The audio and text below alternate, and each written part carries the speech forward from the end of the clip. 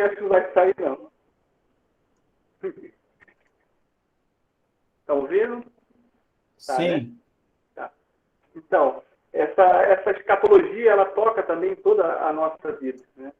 Vejam, aqui faz necessário acrescentarmos uma realidade interessante, né? Até então, né, no período, né, tanto quanto com viés neoescolástico, quando se pensava em escatologia, pensava-se somente nas últimas coisas, né, como doutrina, as últimas coisas da realidade humana. Mas, com o tempo, foi-se, digamos que percebendo que a escatologia ela diz respeito a todos os aspectos e todos os momentos da vida cristã, desde a criação até quando entregamos a nossa vida. Por isso, quando falarmos de escatologia, nós falaremos da vida em Cristo, a vida em Cristo, porque é nele que se começa e é nele que se termina, né? Ele mesmo vai se apresentar como o alfa e o ômega, o princípio e o fim. Então, em Cristo, nós encontramos e englobamos toda a realidade humana, desde a criação até a realidade última. Por isso, quando falarmos de escatologia, falamos da vida em Cristo. Criação e até mesmo na vida eterna, né? Pegando essa linha ininterrupta. Então, vejam, para que a gente possa depois se aprofundar um pouco mais, eu peço que vocês anotem aí um pouco os números do catecismo da igreja que nós vamos utilizar, né? Primeiramente, vamos falar um pouco sobre a ressurreição da carne, ou seja, falar da morte em si. Os números do catecismo são de 988 até 991. É o tema da fé cristã na ressurreição da carne. Então, vejam, todo o nosso credo ele tem um horizonte, um cume, né, pelo qual ele se dirige, né? E esses nós chamamos de fé escatológica, aonde nós encontramos o fim da nossa vida, o fim para o qual se dirige toda a nossa vida. É uma verdade, um tanto quanto, podemos dizer assim, tão nobre que nós a proclamamos no nosso credo. Trata-se de uma proclamação, talvez podemos dizer assim, de um grito exaustivo do cristão, de uma verdade que não pode ser dita de qualquer maneira, e por isso ela é proclamada, mas que deve ser proclamada. E por isso nós proclamamos este evangelho, as verdades de fé. E dentre as verdades de fé que nós proclamamos no credo, nós proclamamos a ressurreição da carne. Vejam, nós proclamamos a ressurreição da carne, não a ressurreição dos mortos. É verdade que há um tempo atrás proclamava-se, usava-se a ressurreição dos mortos, mas o nosso credo agora, ele pede exatamente de nós, exatamente esta proclamação da carne, mostrando esta separação que existe quando há a entrega do corpo, né? A morte, como nós chamamos. Ali dá-se esta separação entre o corpo e a alma. E sabemos que são duas realidades que se complementam, que se completam. Não existe corpo sem alma e não existe alma sem corpo, dizemos assim. A gente até brinca, né? Não existe alma penada, porque todas as almas elas foram criadas para o corpo. E por isso essa proclamação da ressurreição da carne, ela se torna importante na escatologia. Então vejam, antes de Cristo, os números do catecismo eles são números 988 e 991. Vejam, antes de Cristo, a concepção antes e depois, né, da morte, quando as pessoas morriam antes de Cristo, dizia-se que elas iam para o Sheol, para o Hades, para os infernos, né, digamos assim, a morada dos mortos. Vale a pena lembrar que esse Hades, né, essa mansão dos mortos, é uma experiência e também uma concepção semita, né, da realidade, aonde os corpos, aonde aqueles que morriam, eles ficavam. A concepção deles é um pouco aquela dos dois firmamentos, né? Que Deus, na criação do livro do Gênesis, ele fala, né? Que ele dividiu os firmamentos e colocou duas grandes hastes, duas grandes torres para segurar, né? Então existiam, né, os 7 níveis, né, acima do mar e os 7 níveis abaixo do mar, o firmamento de cima e o firmamento de baixo. A este firmamento de baixo, por isso essa concepção, eles diziam que era a mansão dos mortos. A mansão dos mortos, aonde aqueles que morriam lá ficavam. Então vejam, a concepção da ressurreição e também da escatologia, ela foi progressivamente crescendo, amadurecendo. Os justos, eles iam para esta mansão dos mortos e lá estavam aguardando, assistindo. Por isso que nós falamos que quando Jesus ele morreu, ele desceu à mansão dos mortos e de lá ele resgatou os justos para a vida eterna. Então vejam, é a partir de Cristo que nós temos uma concepção muito mais específica da escatologia, como nós temos hoje definidos, né? Céu, inferno, purgatório, eternidade, juízo final. Então, é a partir de Cristo que nós conhecemos estas realidades. Então vejam que há um crescendo, há um entendimento que vai amadurecendo com o tempo. Por isso que no pós-Cristo nós entendemos a morte como a separação entre corpo e alma. O corpo, a carne, a matéria, ela é corruptível. A alma é um componente espiritual, é imortal. E é exatamente por isso que nós utilizamos aquela definição, né? Deus é eterno, não teve início e não teve fim. Nós, seres humanos, nós somos, e podemos dizer que somos eternos, né? Eternos. Tivemos o início, mas não teremos fim, porque a ressurreição nos deixará unidos a Cristo. Então, tivemos o início, mas não teremos um fim. E esta separação da alma e do corpo, ela define um pouco aquilo que nós chamamos do juízo. Seja o juízo particular, seja o juízo, né, universal, que nós vamos avançando. Então, vejam, voltando um pouco, a ressurreição dos mortos vai dar lugar à ressurreição da carne, por uma questão principalmente didática. Sabemos que não há diferença substancial entre mortos e carne, né? Morto é morto. O corpo só não tem mais a presença da alma, digamos assim, ele repousa. Mas ambos os modos estão corretos. Mas quando nós falamos da ressurreição da carne, é para definir exatamente que a partir de Cristo nós temos esta separação.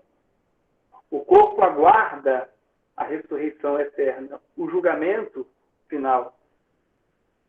A alma aguarda o julgamento particular para, assim, habitando e aguardando em Cristo a purificação, se unir com Ele. Por isso, crer na ressurreição da carne é um elemento essencial e também inicial da fé cristã.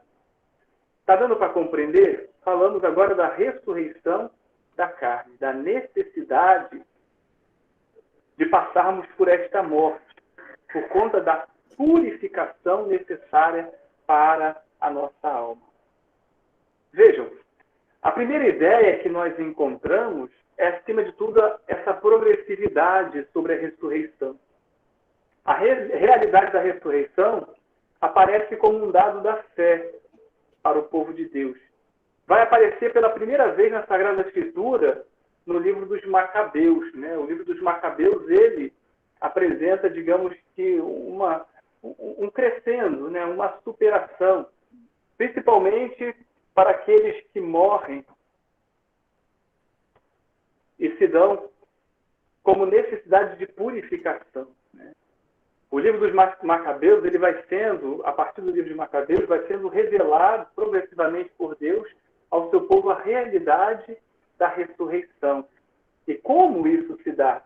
Por isso, em Macabeus, os mártires morrem professando a fé na ressurreição. É por isso que nós acreditamos e rezamos no dia de finados pela ressurreição. daqueles que estão no purgatório, que é um tema que nós vamos tocar mais à frente. Por isso, o livro dos Macabeus é para nós o livro da escatologia cristã, enquanto o livro do Apocalipse é o livro da liturgia cristã. Nós temos o livro dos Macabeus como aquele que nos dá elementos muito mais claros sobre a ressurreição. Então vejam, no tempo de Cristo, a fé na ressurreição, perdão, quase que eu derrubo aqui, no tempo de Cristo, a fé na ressurreição, ela se dividia em grupos, ou seja, eram correntes teológicas sem elementos de fé. Os fariseus, os saduceus, eles apresentavam realidades de fé diferentes, eles se diferenciavam. Uns acreditavam na ressurreição, outros já não acreditavam na ressurreição.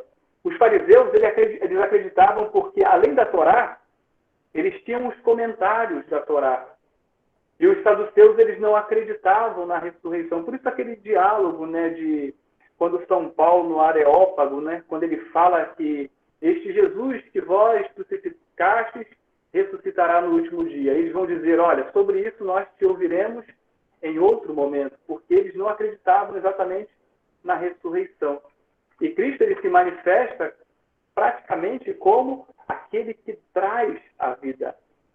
A Páscoa de Cristo é o que dá sentido a todos os momentos na vida cristã. São Paulo, ele vai dizer, se Cristo não ressuscitou, vã é a nossa fé. Porque o que justifica os nossos sofrimentos, as nossas mortificações, tudo aquilo que nós fazemos é exatamente a fé na ressurreição. Nós temos algumas passagens sobre a ressurreição no Novo Testamento. Entre elas, nós lembramos a de Lázaro, né? Em Lucas 16, 22. A passagem da filha de Jairo, a filha da viúva de Naim, né? Uma em que ocorre com um jovem que sofre uma queda durante uma pregação de Paulo, né? E Paulo traz a vida novamente. Então vejam, a fé na ressurreição ela é marcadamente uma fé que está enlaçada na Sagrada Escritura. Temos elementos e temos também passagens que nos mostram isso. E nós sabemos também que a morte é a separação entre corpo e alma. E essa separação se dá principalmente em consequência do pecado, que é o termo da vida terrestre. É claro que nós dizemos, né, um organismo biológico, ele não tem como sobreviver para sempre. Mas Deus, que o criou para a eternidade, lhe deu dons. E estes dons, eles estão inseridos na nossa própria natureza. Nós fomos feitos para a eternidade. Uma graça divina. Então, qual o sentido da morte cristã? Aí vocês podem anotar também a passagem do Catecismo que fala sobre isso. De 1005 até 1014. Catecismo da Igreja Católica, dos números 1005 a 1014. Então vejam, para ressuscitar é necessário morrer. E nos números 1007, 1008 e 1009, existem 3 ideias de morte que nos é apresentado no Catecismo. A morte ela não pode receber uma resposta simplória e deve ser entendida principalmente no seu conjunto. Ela tem um aspecto natural, que é a morte como o fim da existência terrena. Ela tem o seu aspecto moral, do qual o salário é o salário do pecado, né? A partir das escolhas que fazemos. E no sentido escatológico, a morte é a união na morte de Cristo. Deu para compreender esses 3 sentidos? A morte natural, que é conhecida como o fim da existência. A morte no aspecto moral, que é fruto do pecado, as escolhas, o morrer, significa exatamente afastar-se de Cristo. E a morte no sentido escatológico, que é unir-se à morte do próprio Senhor, dar sentido à nossa morte. E morte, enquanto perspectiva natural, enquanto fim da existência, todos nós passaremos, né? Porque somos também seres mortais. Tudo que nasce morre, né? Podemos dizer assim. Por isso, o ser humano, na sua natureza, foi criado com esse aspecto natural. Nós perdemos o dom da imortalidade, se assim podemos dizer, por causa do pecado. A morte, uma das concepções, né, do pecado original, é exatamente a perda da imortalidade. Aqui não vamos entrar nos pormenores, né? Existem outras interpretações e também outras suposições, mas nós ficamos com essa. Pelo pecado, nós perdemos o dom da imortalidade, né? Os dons préternaturais. Então, por isso, como fim da existência terrena, a morte mostra o quanto nós somos finitos, né? Por isso, a Sagrada Escritura insiste nessa ideia através de algumas ideias e imagens, né? A Sagrada Escritura vai apresentar a vida como um momento, vai apresentar a vida como um sopro que se esvai, vai apresentar a vida como um pó ao qual se retornará. Ou seja, a nossa vida ela é frágil. A morte mostra isso. Nós não conseguimos nem dar a nossa vida e não conseguimos tirá-la. Nem um fio de cabelo, né, cai da nossa cabeça sem o consentimento de Deus. Por isso, a Sagrada Escritura usa essas imagens ao longo do Antigo e do Novo Testamento para mostrar que a vida do homem é um sopro. Facilmente se perde, facilmente se esvai. No livro de Eclesiastes, por exemplo, nós vemos a vida do homem, que o homem é passageiro, né? Ele chega a dizer, né? Vaidade das vaidades, tudo é vaidade. Tem um salmo que diz, né? E vai-se ele para junto do teu pai, e nunca mais verão a vida. Não dura muito o homem rico e poderoso, é semelhante a um gado gordo que se abate. Jesus ele conta aquela parábola, né, do homem que junta os tesouros dentro de um celeiro, né? E ele vai perguntar, para que vai juntar tudo isso? Se hoje mesmo Deus pedirá conta da sua vida, né? Então, essa fugacidade da vida, né? Essa vida que é um tanto quanto passageira, que escorre pelas nossas mãos e nós não conseguimos segurar. Né? Então, vejam, a morte ela alcança uma medida de associação a Cristo.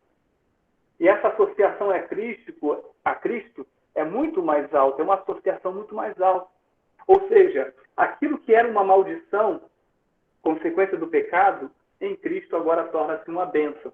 É por isso que a Igreja, ao canonizar os santos, o faz exatamente no dia da sua morte.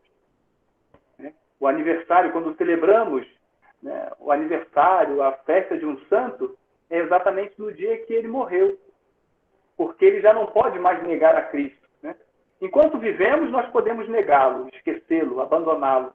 Mas depois de morto, não podemos mais fazer nada, não podemos obrar mais nada. Então a Igreja olha as virtudes e os dons que eles fizeram, que eles deixaram, e a partir daí colhe os testemunhos, os milagres, e como aquele homem e aquela mulher já não pode mais negá-lo, a Igreja pode dizer, ó, por aquilo que ele fez e por aquilo que ele viveu, só podemos dizer que ele é digno da visão beatífica, de estar junto com Deus. Então, em Cristo, como diz São Paulo, o morrer é lucro. Ele vai dizer, né, viver para mim é Cristo, morrer para mim é ganho. Não é isso? Então, a morte ela é transformada por Jesus. E agora a morte já não se torna mais uma condenação, se torna uma passagem. Quando chegou a sua hora de passar deste mundo ao Pai, né, assim que o Evangelho nos fala, né, a morte agora é uma bênção. É um modo de nos associarmos e associar a nossa existência à existência de Jesus que venceu a morte. Tem-se inúmeros textos bíblicos, né, que tocam essas dimensões. Né? Mas é justamente para dizermos que a teologia da morte só é bem compreendida à luz dos três aspectos que vimos. O aspecto escatológico é o mais decisivo dos três. Bom, nós vamos agora tocar, né, eu não posso me demorar muito, na fé na vida eterna. O catecismo, o número do catecismo é o número 1020. 1020. Então vejam, a fé na vida eterna consiste nesse conjunto de enunciados católicos que chamamos novíssimos, as últimas realidades ou as coisas novas. Por isso, crer na vida eterna é crer principalmente no juízo particular, na comunhão dos santos, crer no purgatório como purificação pós-morte, crer no juízo final e crer no novo céu e na nova terra, e também acreditar na existência do inferno. Então, vejam, esse conjunto de realidades explicita o crer na vida eterna. Ou seja, crer na vida eterna é o compêndio de todas as verdades últimas. E ela só pode ser explicada quando compreendemos o juízo particular, o juízo final, o céu e o purgatório e o inferno.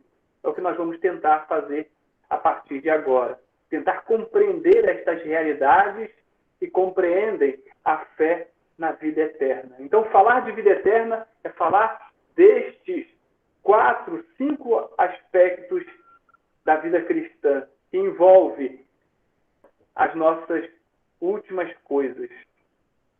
Então, vejam, a união da nossa morte com a morte de Cristo é propriamente a nossa entrada na vida eterna.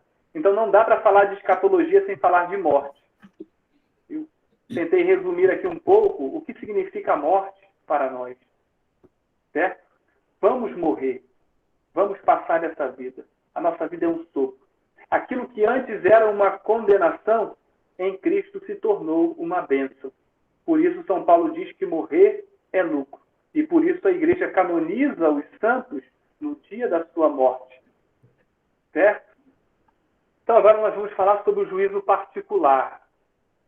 Catecismo da Igreja, números 1021 e 1022.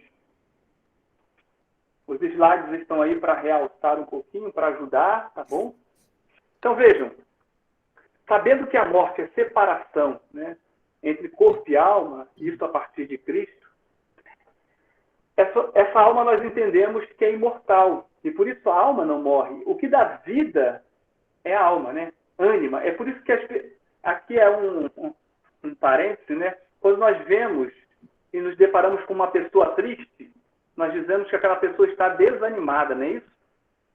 Nós dizemos que ela está sem vida. É isso que nós estamos dizendo. Uma pessoa desanimada é uma pessoa sem vida, né? Essa partícula desanimada é uma negação, não vida. Então, a alma é o que dá vida ao corpo. Nós precisamos só tomar cuidado quando falamos de alma e corpo para não criarmos uma dualidade, né? Porque nós não somos platonistas, não existe dualidade, existe uma unidade perfeita. E por isso, na separação, na morte, existe esse momento onde há uma espera para a união do corpo com a alma, porque aquela alma foi feita exatamente para aquele corpo e não outro corpo. É o que nós acreditamos. Cada corpo tem a sua alma. E quando nós ressuscitarmos, nós ressuscitaremos com o mesmo corpo. Glorioso, é verdade, mas com o corpo que foi feito para nós. Por isso, a alma, ela não morre. A alma é imortal. A alma é criada imortal diretamente por Deus. Ela foi, né, digamos que infusa, né? Ela foi colocada, ela foi permitida e dada por Deus a nós, na hora da nossa concepção.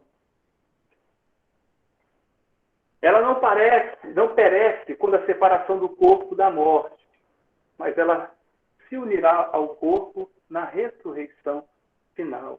Nós acreditamos exatamente isso, que no final, depois do juízo universal, a nossa alma se unirá ao nosso corpo. E por isso o cuidado que devemos ter com o nosso corpo, o não desprezar o corpo, o valorizá-lo, mantê-lo íntegro.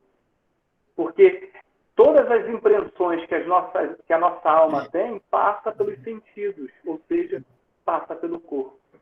Existe um princípio filosófico que diz que nada há na mente que não tenha passado pelos sentidos. Podemos, talvez, pegar e aplicar, né? Que a nossa alma recebe tudo aquilo que passa pelo nosso corpo.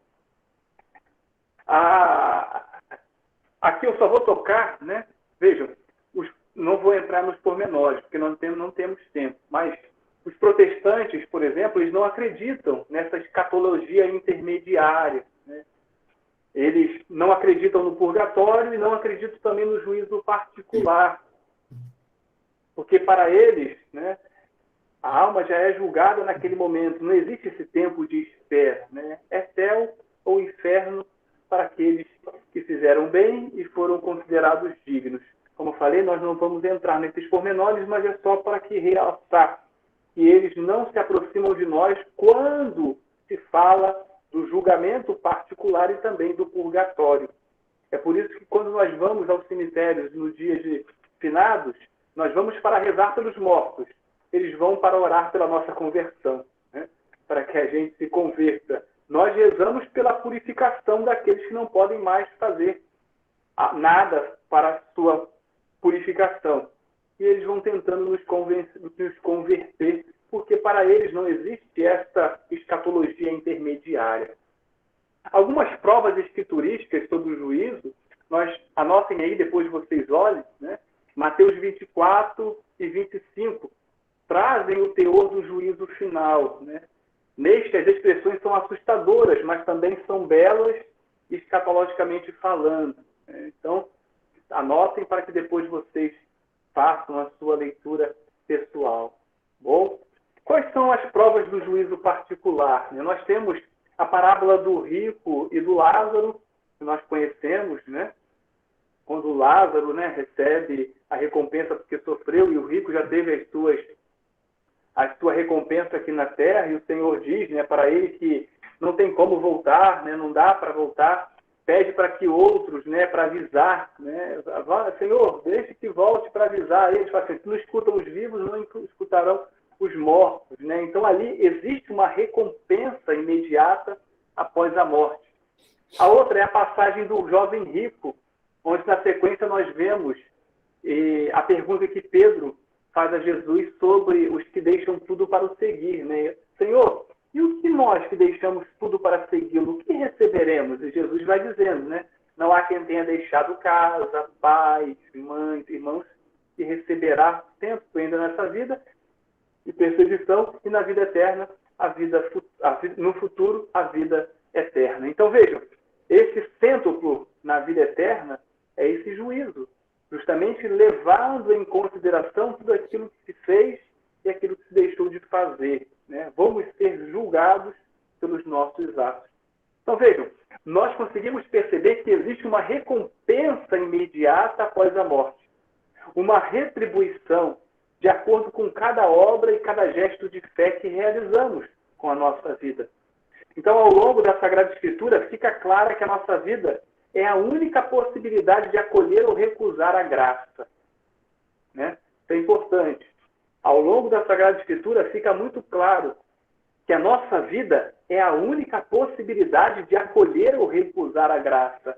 É a oportunidade que temos de angariar, podemos usar esse termo, de angariar os bens, os tesouros para o céu. A carta aos Hebreus fala que só se morre uma vez. É enquanto vivemos que podemos acolher a graça ou recusá-la. Por isso, o juízo particular, ele leva em consideração as coisas que fizemos. Após a morte, nós seremos julgados pelas nossas atitudes. Ou seja, a vida, ela é sempre uma recusa ou uma acolhida. Ou recusamos a vida em Cristo, a graça, ou nós acolhemos aquilo que Ele tem para nos oferecer. E a recompensa após a morte é o fruto dessas escolhas feitas nesta terra. Por isso, cada ser humano recebe um juízo particular. Podemos dizer e usar uma avaliação das obras de fé, de caridade que realizou. É quase que as nossas boas obras, elas vão sendo acumuladas, guardadas. É aquilo que nós chamamos dos méritos, né? São Paulo vai dizer a teologia do mérito. Ou seja, tudo de bom que fazemos ganha um sentido diferente em Cristo. A caridade que praticamos, levando em consideração o Cristo, Deus que habita na vida do outro. Então, o Novo Testamento, ele mostra que existe um caminho, que só existe um caminho para o céu, que é o próprio Jesus. Jesus vai dizer isso: eu sou o caminho, a verdade e a vida. Ninguém vai ao Pai a não ser por mim. E esse caminho tem as vias da fé e a via das obras. São Paulo ressalta a fé. São Tiago vai ressaltar as obras. É por isso que a maioria a Sagrada Escritura, a Bíblia dos protestantes, rejeita um pouco a carta de Tiago, né? Porque São Tiago ele fala das obras. E eles acreditam na sola fide, a fé que São Paulo fala, que é só pela fé. E São Tiago vai dizer, mostre-me a tua fé, sem as tuas obras, eu mostro a minha fé pelas minhas obras. Então nós encontramos no juízo particular, em Cristo, no julgamento, a junção destas duas realidades. A fé que professamos e as obras que praticamos. Fé e caridade caminham juntos. E são elas que vão dizer a nossa sorte após a morte. Por isso, o julgamento nada mais é do que colocar a nossa vida em comparação com a vida de Cristo. Ou seja, se a nossa vida refletir melhor a vida de Cristo, podemos dizer que vamos para o céu. A imagem é muito plástica, né? Ou seja, olhando para Cristo, refletimos em nós e ali vamos ser julgados por aquilo que mais nos assemelhou a Ele. Por isso que a santidade, ela é, acima de tudo, a imitação de Cristo. Os santos nada mais fizeram do que imitar a Cristo. E quando imitamos os santos, nós nada mais, nada menos fazemos do que imitar o Cristo que eles imitaram. São Paulo mesmo vai dizer, em uma das suas cartas, sede meus imitadores, como eu o sou de Cristo. Então, a nossa grande responsabilidade nesta vida é tentar nos aproximar cada vez mais do Senhor. Vejam, o Antigo Testamento, ele trata um pouco sobre isso, falando sobre a prata, sobre o fogo, né? Essa purificação das impurezas. Né? Aqui nós podemos pegar a imagem, por exemplo, do ourives, né? Aquele que cuida da prata, aquele que purifica. Né? Ele só se dá por satisfeito quando consegue ver refletido a sua imagem naquela prata, naquele objeto que ele está fazendo. Ali ele consegue perceber que aquele objeto, aquele material está totalmente purificado. A imagem é um pouco plástica. Então, no julgamento, nós seremos considerados dignos se conseguirmos nos reconhecer na vida de Cristo. Se Ele, olhando para nós, conseguir ver refletido em nossa face. Esse é o nosso grande trabalho, né? A purificação. Então, vejam, falando agora e tentando concluir um pouco do juízo particular, essa retribuição ela tem um caráter pós-morte, ou seja, o caráter do juízo particular nos dará uma retribuição pelos nossos atos. Ah, mas então eu tenho que fazer para receber uma recompensa? É uma consequência. Eu busco a Cristo, me uno a Ele e Ele me dará a recompensa do céu. Não é uma matemática exata, 2 mais 2, até porque Jesus, ele, em matéria de matemática, ele não é muito bom, não, né? Porque ele conseguiu alimentar 5.000 pessoas, né? Sem contar mulheres e crianças, com 5 pães e 2 peixes. Então, a matemática para ele não é muito boa. E, graças a Deus, ele não consegue fazer a matemática que nós fazemos. Mas ele consegue dar a nós aquilo que, aparentemente, nós não conseguimos fazer. Porque estaremos sempre aquém dessa retribuição. E ela acontece principalmente como recompensa dos que morreram. Então, nessa vida, a nossa recompensa será, às vezes, com perseguição. Ele vai dizer, né? Receberá o cêntuplo, ainda nesta vida, com perseguições. Vamos falar agora um pouco sobre o céu. Catecismo da Igreja Católica, no número 1023 até o número 1029. Vejam, o Catecismo da Igreja não fala de nenhuma definição do que é o céu. Ela não usa nenhuma expressão como lugar, a não ser como paraíso, né? O reino de Deus. Aqui o céu para nós não é o mesmo céu da Adriana Adler, né? Aquela música que todos nós conhecemos, né? Céu, lindo céu, é um lugar que eu quero viver. Não, o céu para nós ele não é um lugar geográfico. A gente até entende porque aquilo que ela quis dizer. O lugar no sentido de materializar, né? Até para que a nossa imagem, nossa mente humana consiga visualizar, nós vamos materializando essas coisas, né? Tentamos criar imagens. Mas a nossa doutrina ela não apresenta o céu como lugar, físico, geográfico. Ela identifica o céu principalmente e unicamente como o próprio Deus. O que é o céu?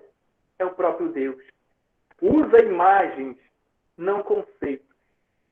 Não existem conceitos físicos que possam definir e nos dar um aspecto, digamos que material para o céu. Não, é uma realidade, uma experiência, é uma vivência. Entende? O cardeal Ratzinger, no livro Dogma e Anúncio, ele diz que entrar no céu é principalmente estabelecer uma relação plena. Vejam, ele usa o termo relação plena e eterna com o corpo de Cristo ressuscitado. O céu é o Cristo ressuscitado em nós e nós nele. Então, à medida que nós nos tornamos mais íntimos a Cristo, nós vamos vivendo o céu. Então, vejam, quando Cristo ele se encarna, ele já antecipa para nós o céu. O já e o ainda não. Não é verdade? Nós vivemos isso. O cardeal Ratzinger vai dizer o já e o ainda mais. Quanto mais próximos de Cristo, mais experimentamos a realidade do céu. É por isso que Jesus, ele, quando fala do reino de Deus, ele fala dele. Se eu já estou no meio de vós, o reino de Deus já chegou, porque o reino de Deus é ele. Então ele atrai as pessoas para si. Quando ele faz a comparação daquela imagem da serpente, né, que morde do Antigo Testamento, e ele fala, olha, assim como a serpente foi elevada e todos aqueles que olhavam para ela eram curados, assim também o Filho do Homem, quando for elevado para a terra, atrairá todos a si. Esse atrair a si significa levá-los para o céu. A unidade perfeita com o Cristo. Então, quem habita o céu? Né? Ou seja, Deus, legião de anjos que morreram na amizade com Deus e que estão totalmente glorificados. E eles viverão sempre para Cristo. Por isso que os anjos, nós até materializamos, né? Colocamos asa nos anjos, né? Colocamos cor neles, colocamos auréolas, né? Colocamos uma coisa nos anjos, né?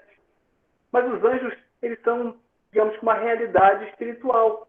O nome anjo não define aquilo que ele é, mas a missão que ele cumpre. Anjo, arcanjo, milícias, potestades, dependendo do grau de hierarquia que eles se encontram. Mas são realidades espirituais. Então, eles vivem em Cristo.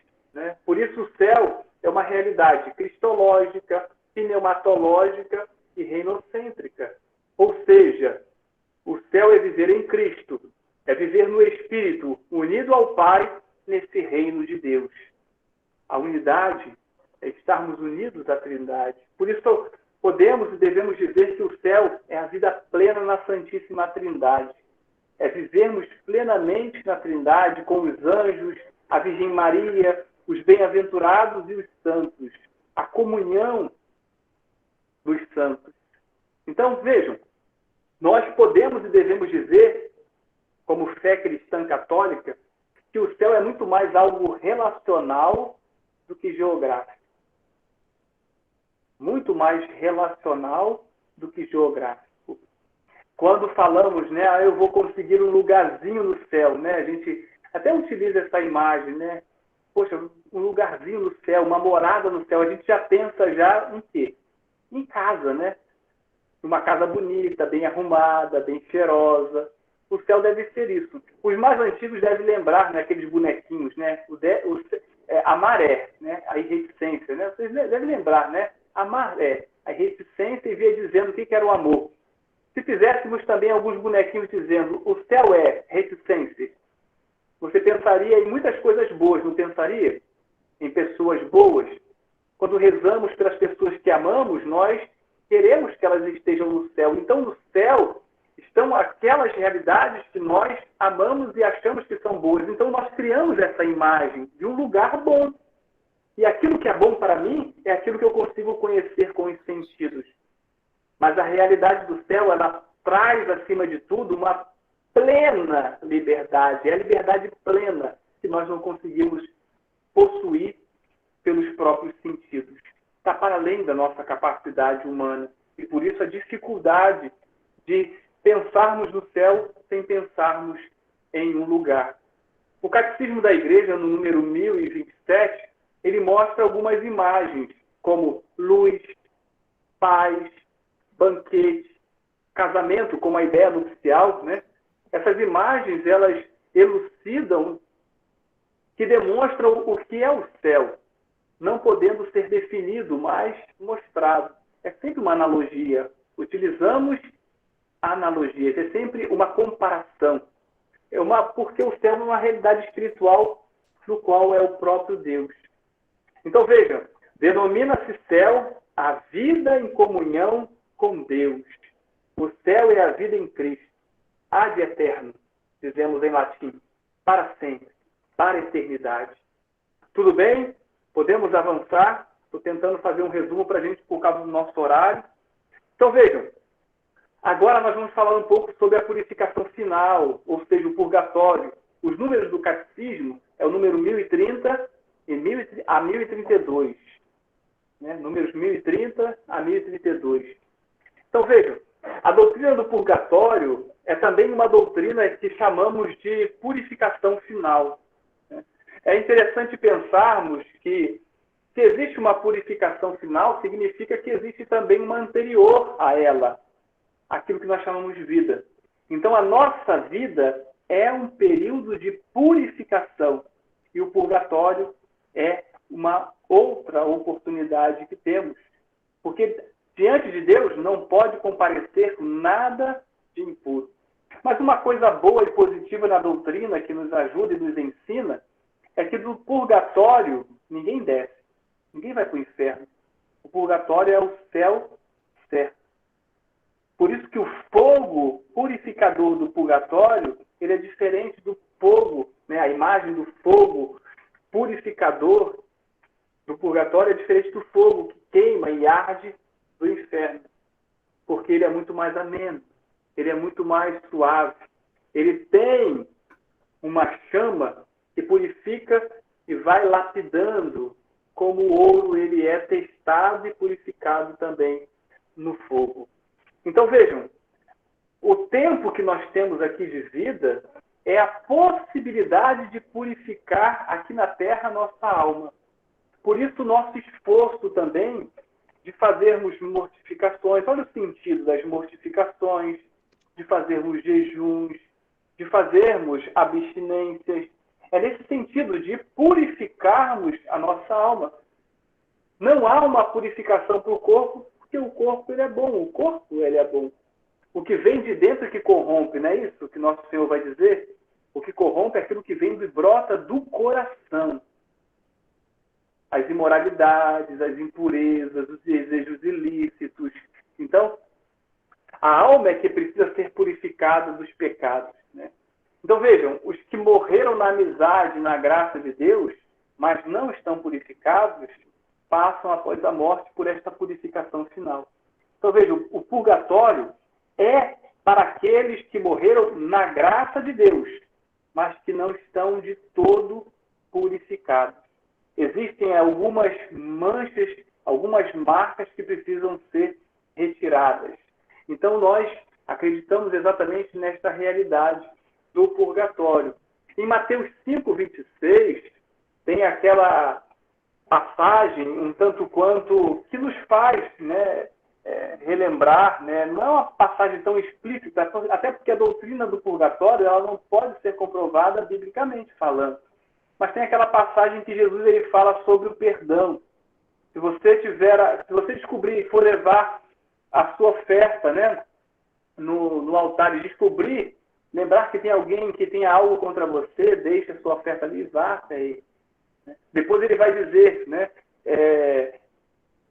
que vai pedir para que seja purificado, e vai dizer assim no finalzinho, de lá não sairá até pagar o último centavo.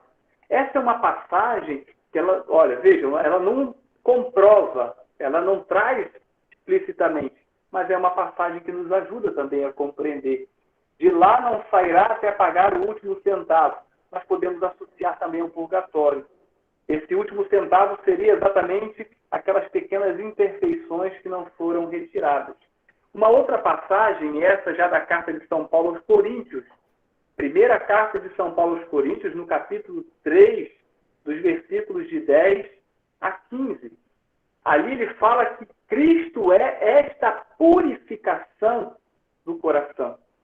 Depois vocês leiam com calma essa passagem, porque ela também nos ajuda a compreender um pouco essa realidade do purgatório, como esta unidade com Cristo e Cristo como esse purificador. Então isso significa que o purgatório já é, para nós, um encontro com Deus. Já é um momento da presença de Deus, mas ainda não em plenitude, porque há necessidade dessa purificação. Então nós entendemos também o purgatório em 3 sentidos, vejam, como um sentido intermediário. O primeiro sentido é o sentido intermediário, porque ele é temporário, no sentido de que não é eterno, vai passar. Por isso esse é intermediário, porque não é eterno, não é para sempre, vai acabar. Depois, como participação na comunhão dos santos, e aqui entra o sentido das nossas orações no dia de finados.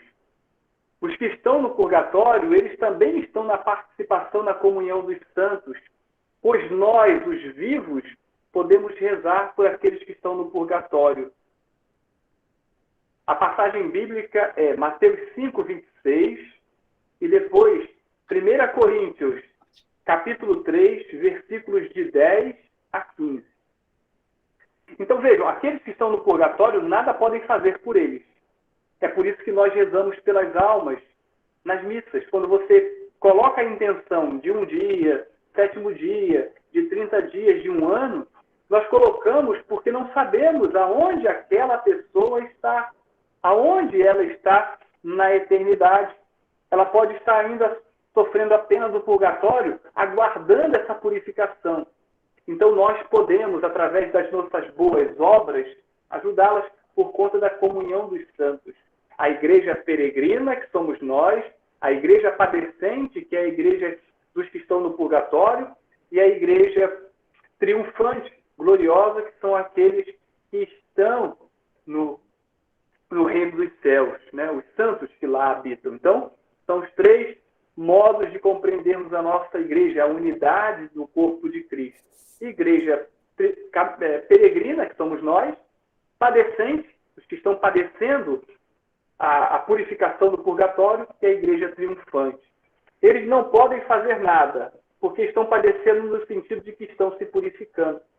As bases bíblicas do purgatório, né, nós encontramos por primeiro em 2 Macabeus, né, no livro de 2 Macabeus, capítulo 12, dos versículos de 40 a 45.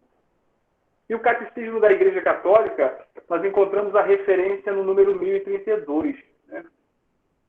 Um outro discurso bíblico é o do pecado contra o Espírito Santo, que não tem perdão nem neste e nem em outro mundo.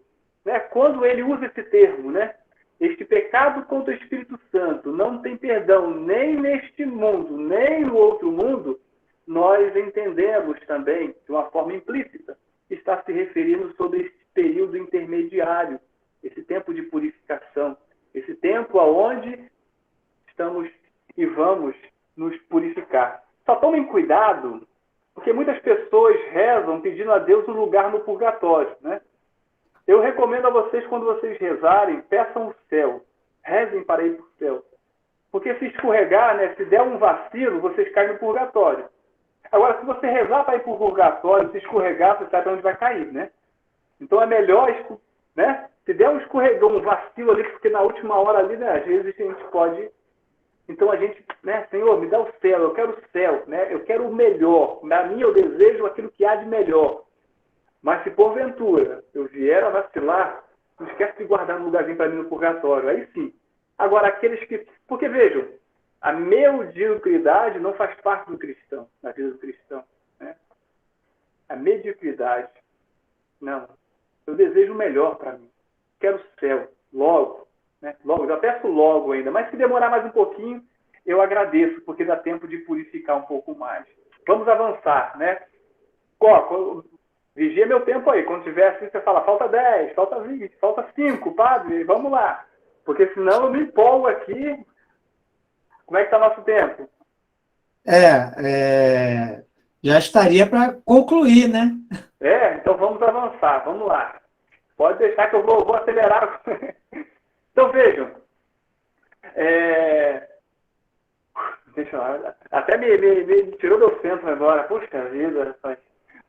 Olha, eu vou brigar com o Padre André, tá? Ele tá me dando pouco tempo para falar, cara. Então vejam, o critério decisivo da igreja em relação ao purgatório são esses 3 textos bíblicos. Mas a oração pelos mortos é sustentada pela própria doutrina. O que sustenta para nós a existência do purgatório é que a igreja sempre rezou por eles. Do Concílio de Florença para cá, todos afirmaram a doutrina do purgatório, já que desde o princípio a igreja sempre fez isso. É 1 Coríntios 3, de 10 a 15, né? E que fala mais propriamente é o versículo 15, o que nos interessa.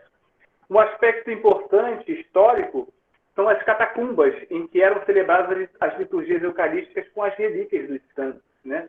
Na certeza de que a igreja pedia a intercessão daqueles que se foram e rezavam também por aqueles que pudessem não estar ainda no céu. O inferno, já vou concluir, tá bom? Falta... vamos lá.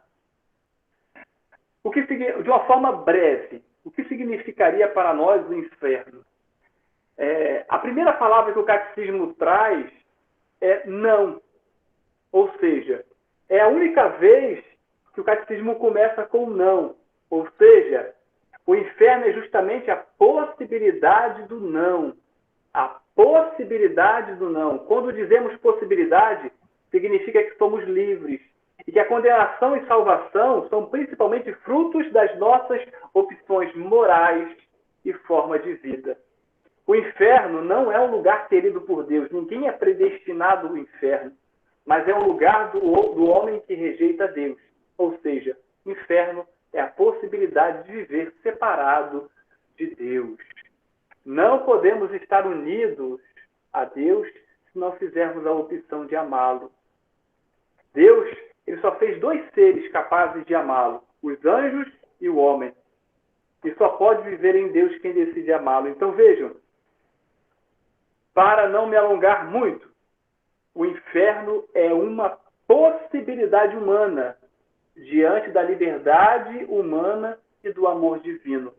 É uma possibilidade por causa das nossas escolhas. É a escolha que nós fazemos. Entendem? É o não Deus. É o não aceitar a Deus. É uma rejeição à graça de Deus. É aquele que se fecha à graça divina. Então vejam, a doutrina do inferno é a doutrina da responsabilidade moral. Então, por essa doutrina, a igreja ensina seus filhos sobre os seus atos. Você, eu, nós somos responsáveis pela nossa sorte e pelo nosso futuro. Porque a salvação ela é subjetiva, depende da ação moral de cada um, que precisa ser acolhida e vivida. Por isso, o homem é corresponsável. Aqui entraria, por exemplo, né, a própria higiena, né, o queimar no fogo. Né? Anotem algumas passagens em que Jesus fala dessa higiena. Anotem aí. Mateus 5, 22. São algumas só, né? Não vou trazer todas, não. Só algumas. Mateus 5, 22. Marcos 9, 43. Lucas 12, versículo 5. E Tiago, capítulo 3, versículo 6. Jesus fala dessa hiena. Veja, essa hiena é um vale que ficava fora das muralhas de Jerusalém. É um depósito de lixo, onde eram queimados os cadáveres e aonde as pessoas que morriam e não eram consideradas dignas eram jogadas. E ali o fogo queimava aqueles corpos. E Jesus utiliza essa imagem da hiena para falar sobre esse fogo do inferno. Tá bom? Então, o que devemos fazer? Trabalhar pela nossa salvação. O juízo final, para já ir finalizando, estou finalizando. O juízo final ele tem 2 diferenças do juízo particular. Nele, nós saberemos de tudo o que se refere ao corpo. Então, vejam, o juízo final, ele confirma o juízo particular e dá ao corpo a mesma atribuição que já deu a sua alma. Então, o juízo final, o que ele é? Ele é a glorificação de Deus. Ou seja, é onde se faz uma associação à criação e do universo. E o ser humano como unidade e plenitude de vida. É a unidade na Trindade. O juízo final ele levará ao extremo as suas últimas consequências. Tudo que fizemos de bom e de mal na história. E ele eleva a dignidade de toda a criação, de todo o cosmos. Certo? Então, para concluir agora, nós temos a esperança dos céus novos e da nova terra. O Catecismo, nós encontramos essa passagem no número 1042 a 1050. Tá? O do inferno eu falei? Não, né? Falei, né? O número do Catecismo. Então, vejam, o juízo final, nós chamamos também de fim dos tempos, onde Jesus ele vai recapitular toda a história. Será o fim da mortalidade e início da imortalidade. Trata-se de um novo céu e de uma nova terra. Baseado nas leituras da Sagrada Escritura, a Igreja fala isso. Tudo será restaurado em Deus. Não só a Igreja, mas também todo o cosmos. Não só os anjos, mas também o mundo material. E aí sim nós podemos falar de uma vida eterna. Será a realização definitiva do projeto de Deus de reunir sob um só chefe todas as coisas no céu e as coisas da terra. Então vejam, tudo que o homem quer e anseia será cumprido nos novos céus e na nova terra. Essa felicidade que você procura, essa ânsia pela eternidade, que nem mesmo o pecado consegue sanar, esse aparente bem que o pecado realiza, só será sanado na vida eterna. Por isso, nós ignoramos o tempo da consumação da terra e desconhecemos a mudança do universo. O que sabemos é que mudará a era do pecado para a era da glória de Deus. Isso será esse novo céu e essa nova terra. Bom, eu tinha muitas outras coisas para falar, mas o nosso tempo não permite. De fato, assim, é um desafio grande. Eu fui desafiado, você não sabe o quanto eu fui desafiado em falar em tão pouco tempo sobre um tratado tão vastíssimo. Eu peço 1000 desculpas, teria muitos conceitos teológicos para trazer, mas isso seria um castigo para vocês também, porque tentar colocar tudo isso em pouco tempo na mente de vocês ia ser um castigo muito grande. Então, peço desculpas, passei um pouquinho do tempo, mas eu acho que... Ufa! Vamos lá. Dá tempo do bate-papo? Dá. Deixa eu parar a gravação aqui para a gente poder ficar mais à vontade.